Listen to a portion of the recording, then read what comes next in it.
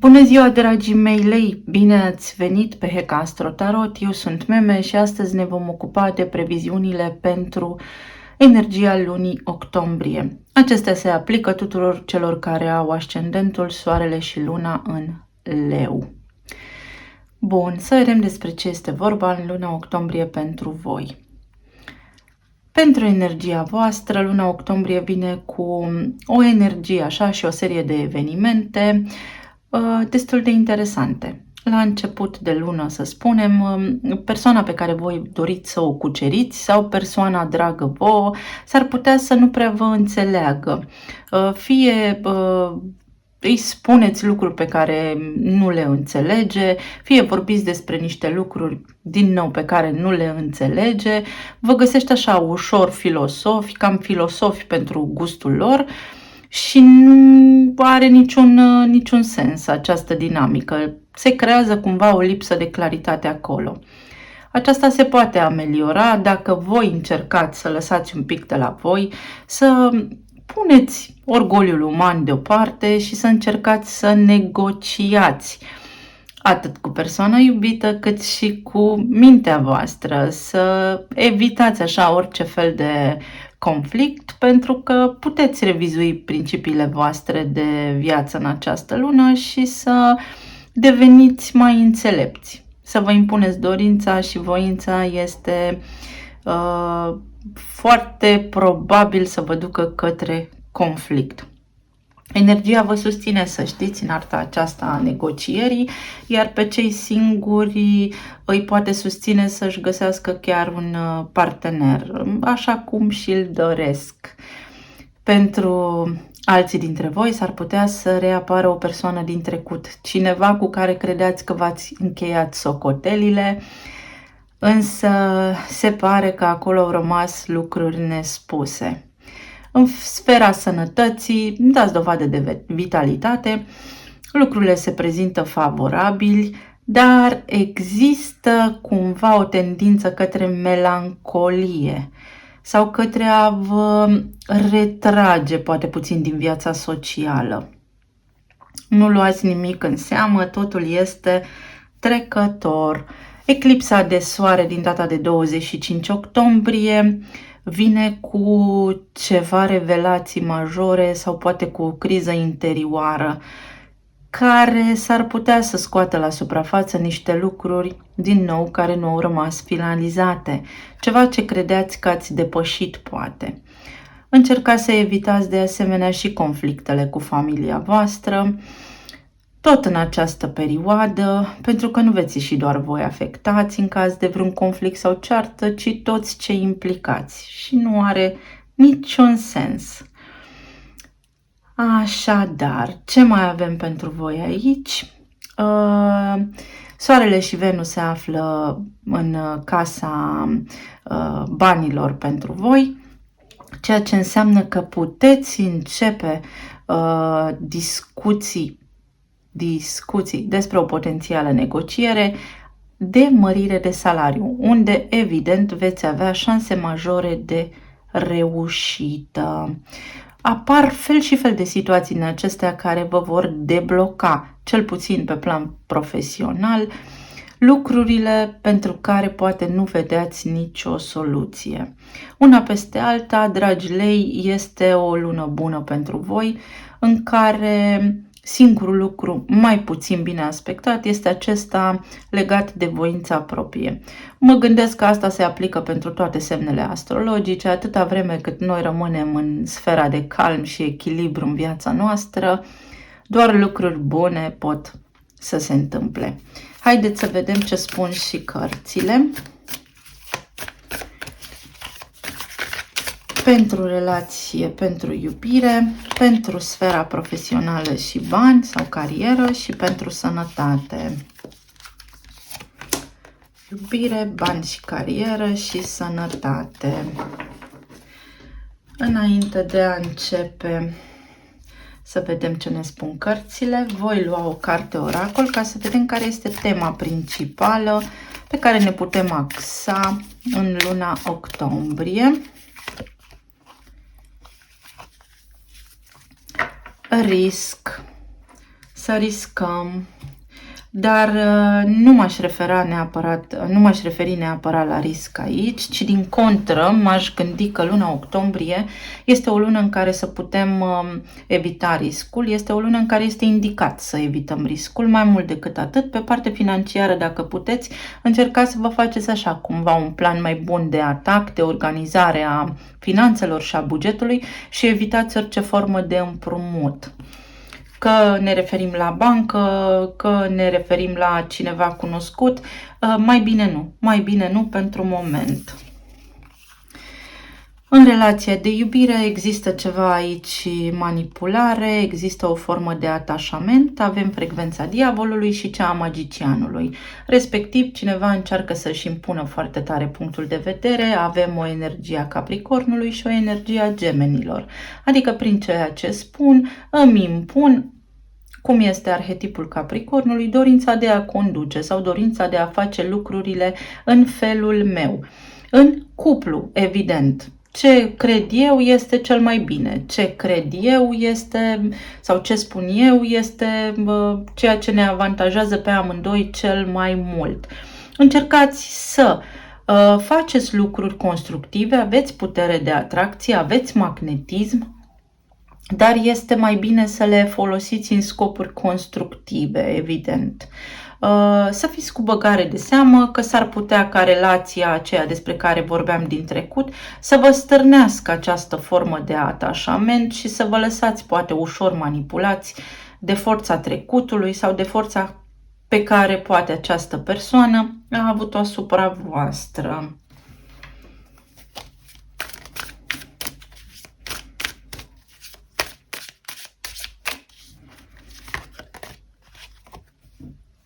Șapte de spade. Au fost niște lucruri aici necurate, niște minciuni, niște trădări.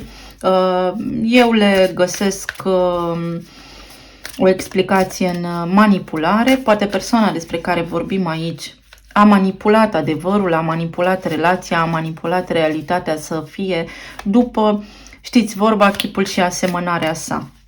Și atunci este o lună în care și voi puteți să ieșiți din această buclă, să spargeți tiparul și să intrați în puterea voastră după propria voință și după propriul plac. Și să închideți acest ciclu al compromisului, să nu mai compromiteți, să faceți click cu realitatea, să vă reveniți puțin și să evitați orice formă de discuție, cel puțin pe parcursul acestei luni, pentru că lipsește undeva aici claritatea mentală. După cum vă spuneam și în previziunile de la început, în momentul de eclipsă de soare din 25 octombrie va veni cu revelații. Veți afla atunci niște lucruri care vă vor ajuta în relația voastră de cuplu, dacă sunteți într-o relație de cuplu, sau în luarea unei decizii bune pentru voi, dacă sunteți singuri, cu privire la persoana pe care voi o îndrăgiți sau pe care o aveți în minte. Și pajul de bâte, clar, interacțiunile din relație pe care le veți avea acum sunt de natură comunicativ, așa, veți schimba poate păreri, poate opinii, poate discuții, poate mesaje cu persoana aceasta, însă atenție că sunt lucruri mici, mărunte, pentru care poate vă certați sau poate dacă cineva încearcă să vă cucerească, lucrurile s-ar putea să fie ușor superficiale, aș putea să spun, însă veți afla exact intențiile acestei persoane cu cât avansați mai mult în energia lunii octombrie.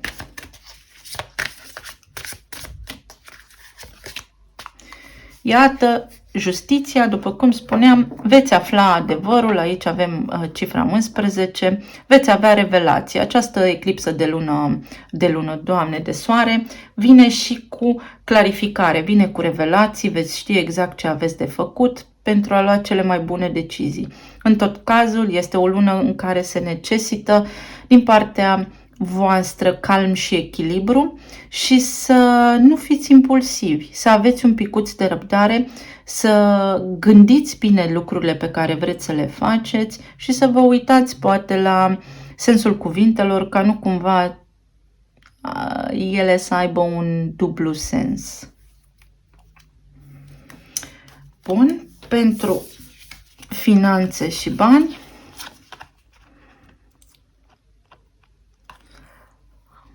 Din nou, poate aveți niște compromisuri aici de natură financiară. Împărăteasa este reprezentată de planeta Venus, care este guvernatoarea semnului astrologic Taur și Taurul vorbește despre bani și despre valoare.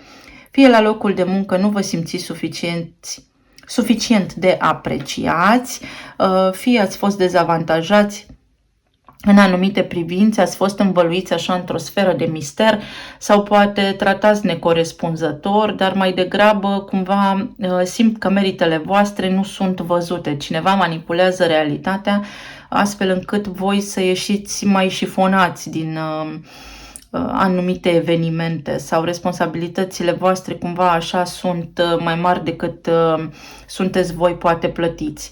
Și luna octombrie vine cu o ocazie bună, după cum v-am spus, să vă negociați salariul dacă sunteți angajați pentru a vă redobândi stabilitatea financiară, inclusiv valoarea și banii pe care fără discuție îi meritați pentru tot ceea ce aveți de oferit.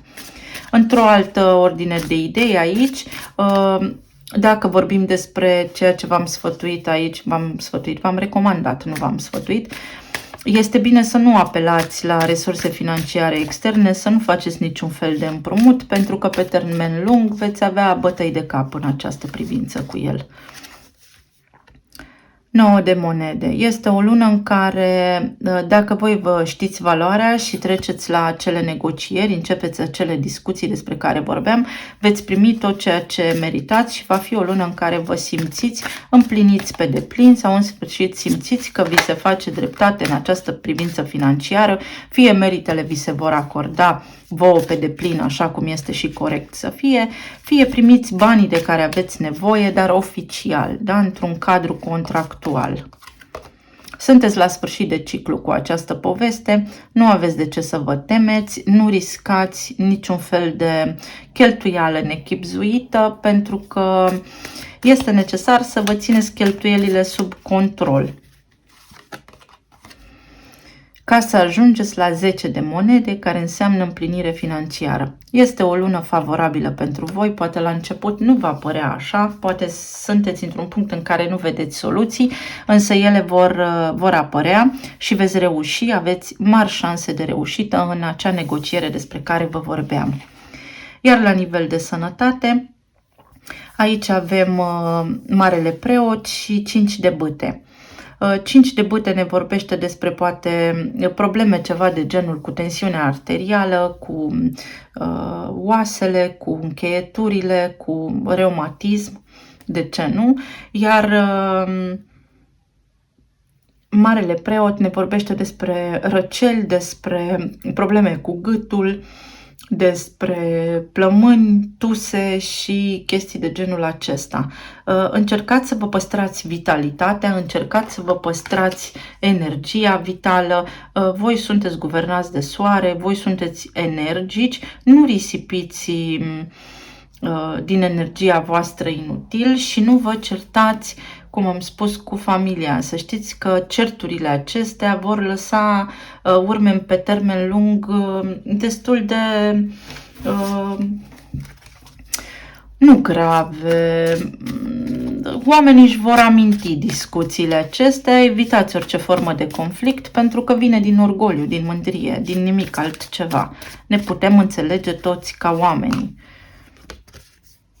Vă simțiți izolați, poate din acest motiv, aici pe sfera de sănătate, să vă simțiți așa necăjiți, nevitalizați, nebăgați în seamă și asta să ducă la o tristețe. Și dacă gândurile noastre nu sunt aliniate, atunci nici energia noastră nu funcționează la parametrii normali și optimi. Cred că aveți nevoie de un picuț mai multă atenție și s-ar putea ca luna aceasta reflectoarele să nu fie neapărat pe voi. Însă familia, să știți că este acolo pentru voi și vă iubește, iar voi la nivel de sănătate de fapt sunteți bine, cu poate micile provocări de rigoare acolo, cum le are tot omul, dar starea generală de sănătate a dumneavoastră este bună aici.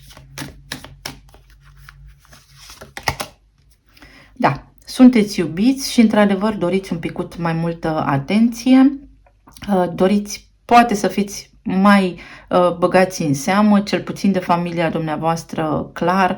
Poate aveți copii și copiii sunt ocupați, sunt la treburile lor, casele lor și atunci voi vă simțiți așa cumva abandonați și triști și pot să vă înțeleg, empatizez cu dumneavoastră, empatizez cu voi, știu ce înseamnă să îți dorești și atenție și îți dorești și atenția copilului, dar nu vă temeți, nu vă îngrijorați, este doar o perioadă în care poate ceilalți din jurul dumneavoastră au alte priorități, nu că voi nu ați fi neapărat o prioritate, dar este doar o lună de neînțelegere, este o lună în care trebuie să fim calmi, să ne păstrăm echilibru și să ne vedem fiecare de treburile noastre, pentru că nu este o luptă aici pentru supraviețuire, ci viața trebuie trăită în armonie și în frumusețea ei. Să vedem aici la relație și la iubire o carte oracol. Creator. Exact cum spuneam, aveți ocazia să închideți acest capitol și există ocazia să ieșiți din, dacă ați avut vreo problemă, vreo relație care nu v-a ajutat, v-a făcut să suferiți și așa mai departe, să închideți povestea aceasta prin a intra în puterea voastră, prin a vă recrea situația, da, relația, fie prin a vă împăca cu omul acesta din trecut, deși aici cred că sunt doar reminiscențe ale discuțiilor care v-au afectat din trecut, nici de cum șanse de a relua relația. Trebuie doar să țineți minte și să rămâneți cu un singur aspect. Dacă vă doriți pe cineva nou în viața voastră, cu drag această persoană va veni către voi, însă nu vă impuneți prezența, nu vă impuneți voința, ci negociați, mai lăsați și voi de la voi. Ca semne astrologice aici în relație avem Balanță, avem Gemeni și avem Capricorn, avem Berbec, Săgetător și Leu și avem și Vărsător. În sfera serviciului avem Vărsător, avem Taur și avem, da, Vărsător și Taur. Aceste două semne astrologice aici reprezintă foarte, foarte mult ca energie pentru voi. Iar în sfera familiară aici avem Rac, Taur, Leu și Fecioară. Și Scorpion și Pești posibil, deși am enumerat exact semnele pe care le simt cele mai apropiate. Voi mai lua câte un talisman pentru fiecare. 1, 2 și 3. În relație, iată, lucrurile vor funcționa bine atâta vreme cât toate aspectele relației rămân în echilibru. Acest palmier ne vorbește despre vacanță, adică ne vorbește despre relaxare, ne vorbește despre bucurie. Luați lucrurile cu bucurie și eliminați frecvențele toxice din viața voastră, pentru că acestea nu vă avantajează. În sfera banilor, văd aici o hienă, posibil să aveți la serviciu, poate colegi care, după cum spuneam, și-au însușit meritele pentru munca pe care voi ați depus-o. Este o lună favorabilă în care să aduceți la lumină toate aceste discuții, să vă purtați de grijă, să luați cuvântul și să vă faceți singuri dreptate.